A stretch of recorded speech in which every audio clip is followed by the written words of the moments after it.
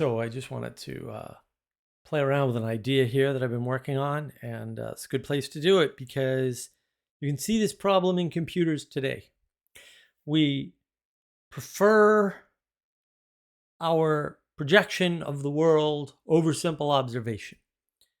Now, obviously, this is a more, people would call it metaphysical point. I hate the word metaphysics. See my Navigating Patterns channel for why. Or maybe religious is a better way to put it. But it's certainly a more abstract concept. Like, what is it about preferring our projection, preferring our fantasy, preferring the thing in our head, the predictions that we're making over, over what's in the world, and how does this manifest in the computer industry? It was real easy. No one tests anything anymore. Obviously, the number of times that I have talked to CEOs of companies, because I used to do a lot of high-end consulting. I used to talk to CEOs all the time. They were usually the ones hiring us. They'd want to talk to us and say, have you been to your website? Because it doesn't work. And they had never been to the website. Or not recently anyway. It didn't work. And they didn't know. And no one told them. This is common. It's completely common. And not just CEOs, like entire C-suites, VPs, directors. People don't know. And they're not doing the work. And to some extent, it's understandable. Who wants to know your freaking workers are lazy? Or worse yet, you hired them and they're incompetent.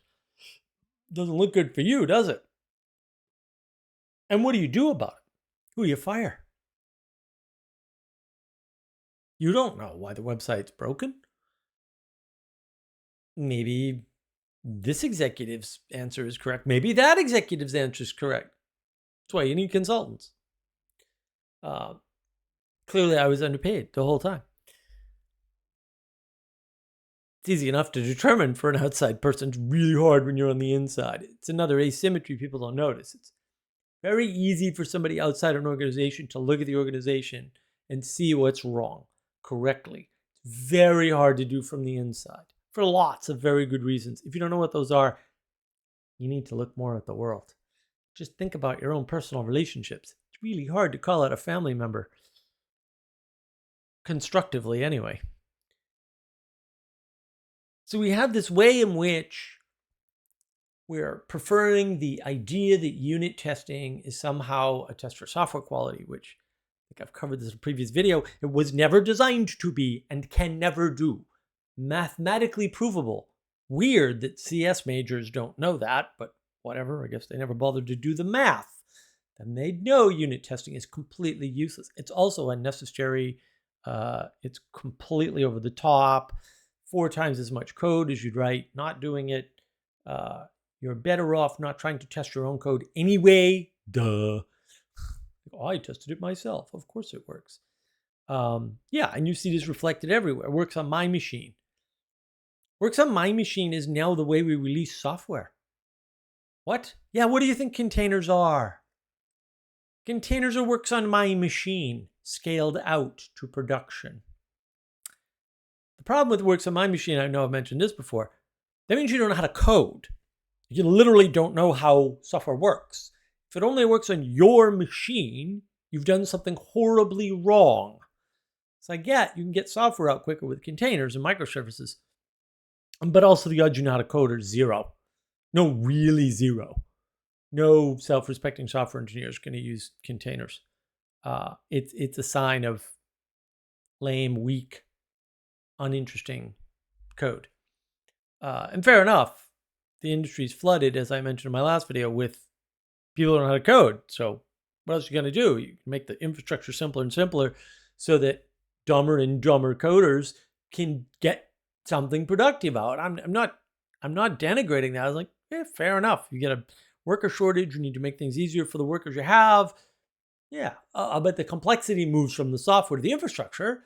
Now you have a different problem. It's finally starting to come out in some articles. Took long enough. You didn't notice that the most highly paid engineers in software engineering for the past 7 or 8 years have been DevOps people? Yeah, the DevOps people I know all make 200 plus K a year. I don't know any software engineers making that anymore. I mean, I know a few that probably still are, but a precious few. And when I go to workplaces, yeah, they're making 80. They're not even making 100. So I don't know. And part of this is just they prefer their version of the world over the results of a test or going to the website to see if it works. Checking on their stuff in the real world when it's deployed. Because there are differences, and there should be differences. Those differences help you develop better software.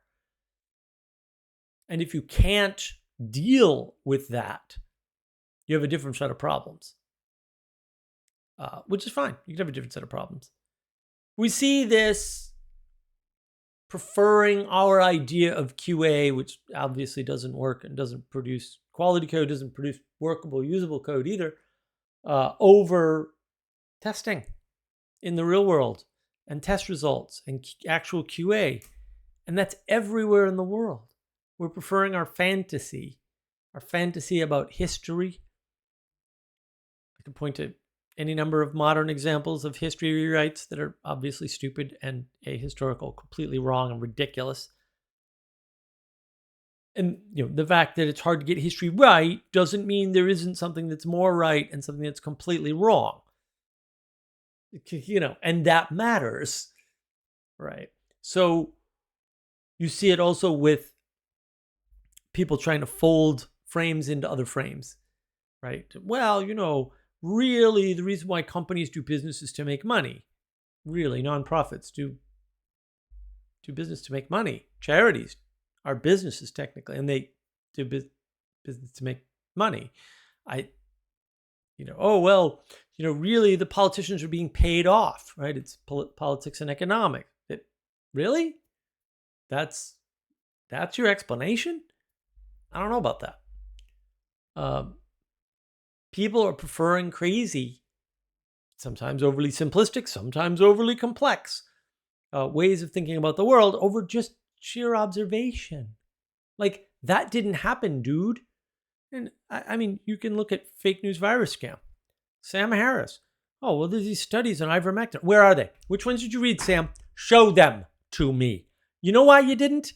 Because I don't think you have them. Because I looked, I couldn't find this information. You claim these studies exist. Where are they? And people, rather than questioning Sam and say, it's a great point, Sam, which studies did you read? When were they completed? The problem with claiming that such studies exist is that it's actually impossible. There wasn't enough time or sample size at any point to do such a study. Period.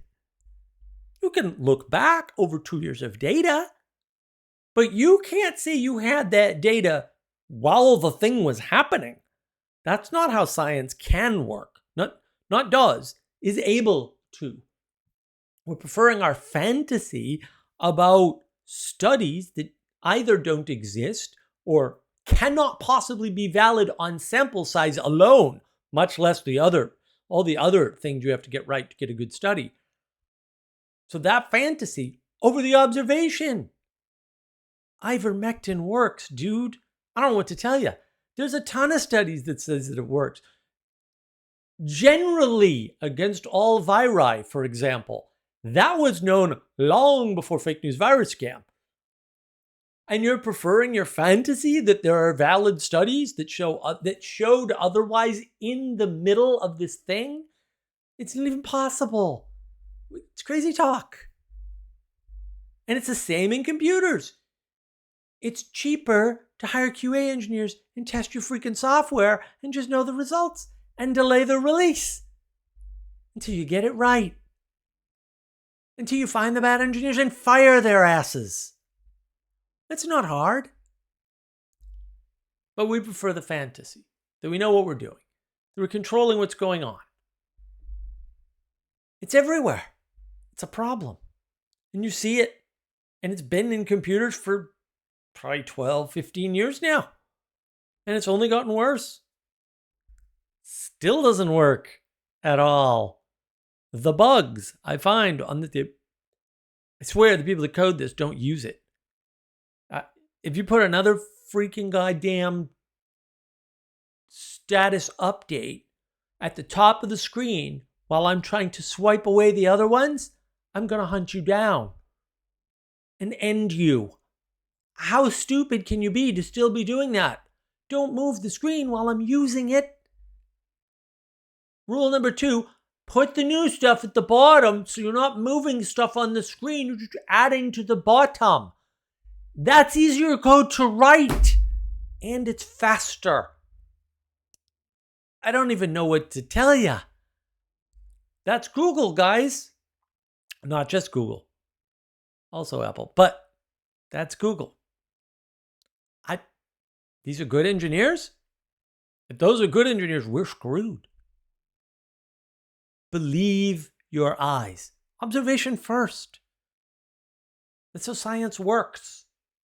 It doesn't work when you don't do that. It's not science when you don't do that. Observe. Don't guess. Don't predict. There's no reason to. You can just look. It's way easier to look than it is to predict. Just test your damn software.